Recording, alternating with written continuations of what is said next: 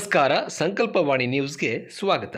ಮಾನ್ವಿ ವಿದ್ಯಾರ್ಥಿಗಳು ಜೀವನದಲ್ಲಿ ಉನ್ನತ ಗುರಿಯನ್ನು ಹೊಂದಿ ಅದನ್ನು ಸಾಧಿಸುವ ನಿಟ್ಟಿನಲ್ಲಿ ನಿರಂತರವಾಗಿ ಶ್ರಮಿಸಬೇಕು ಎಂದು ಶ್ರೀ ವೆಂಕಟೇಶ್ವರ ಪದವಿ ಮಹಾವಿದ್ಯಾಲಯದ ಅಧ್ಯಕ್ಷರಾದ ಮಹಾಂತೇಶ್ ಓಲೇಕಾರ್ ಹೇಳಿದರು.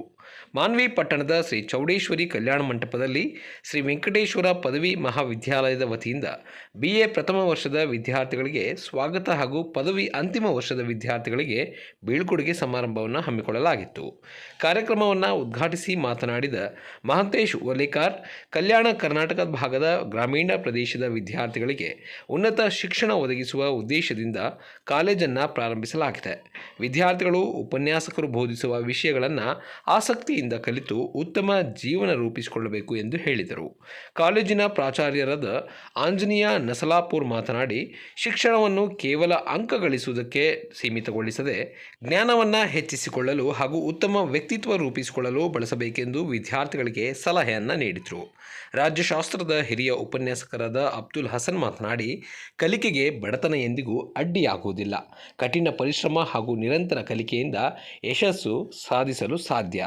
ಪ್ರತಿಯೊಬ್ಬ ವಿದ್ಯಾರ್ಥಿಯು ಉನ್ನತ ಗುರಿಯನ್ನು ಹೊಂದಿ ಗುರಿ ತಲುಪಲು ಪ್ರಾಮಾಣಿಕವಾಗಿ ಶ್ರಮಿಸಬೇಕು ಎಂದರು. ಇದೇ ಸಂದರ್ಭದಲ್ಲಿ ಕಾನಿಪ ಸಂಘದಿಂದ ಜಿಲ್ಲಾ ಉತ್ತಮ ವರದಿಗಾರರಾಗಿ ಸನ್ಮಾನಿತರಾದ ಹಿರಿಯ ವರದಿಗಾರರಾದ ಈಶಪ್ಪ ಬೈಲ್ ಮರ್ಚೆಟ್ ಹಾಗೂ ರಾಜಶೇಖರ್ ಹೆಚ್ ಅವರನ್ನು ಶ್ರೀ ವೆಂಕಟೇಶ್ವರ ಪದವಿ ಮಹಾವಿದ್ಯಾಲಯದ ವತಿಯಿಂದ ಸನ್ಮಾನಿಸಿ ಗೌರವಿಸಲಾಯಿತು. ನಂತರ ವಿದ್ಯಾರ್ಥಿಗಳಿಂದ ವಿವಿಧ ಸಾಂಸ್ಕೃತಿಕ ಕಾರ್ಯಕ್ರಮಗಳು ಜರುಗಿದವು. ಕಾರ್ಯಕ್ರಮದಲ್ಲಿ ಬಸವರಾಜ್ ಕಡದೊಡ್ಡಿ, ಡಾಕ್ಟರ್ ಸೈಯದ್ ಮುಜೀಬ್ ಅಹಮದ್, ಬಾಷುಮಿಯಾ ಸಾವ್ಕಾರ್, ಶಂಕರಪ್ಪ ನಕ್ಕುಂದಿ, ಚಂದ್ರಶೇಖರ್ ಪಾಟೀಲ್, ಡಾಕ್ಟರ್ ಹುಲಿಯಪ್ಪ ದುಮತಿ, ಅಂಬಣ್ಣ ನಾಯಕ್, ಶರಣಬಸವ ಬಂದಿನವಾಸ್, ಆಫ್ರೀನಾ ಬೇಗಂ, ಸಂತೋಷ್ ಕುಮಾರ್ ಸೇರಿದಂತೆ ಕಾಲೇಜಿನ ಉಪನ್ಯಾಸಕರು ಹಾಗೂ ವಿದ್ಯಾರ್ಥಿಗಳು ಈ ಸಂದರ್ಭದಲ್ಲಿ ಉಪಸ್ಥಿತರಿದ್ದರು. ಶಿವಕುಮಾರ್ ಚಲ್ಮಲ್, ಸಂಕಲ್ಪವಾಣಿ ನ್ಯೂಸ್, ಮಾನ್ವಿ.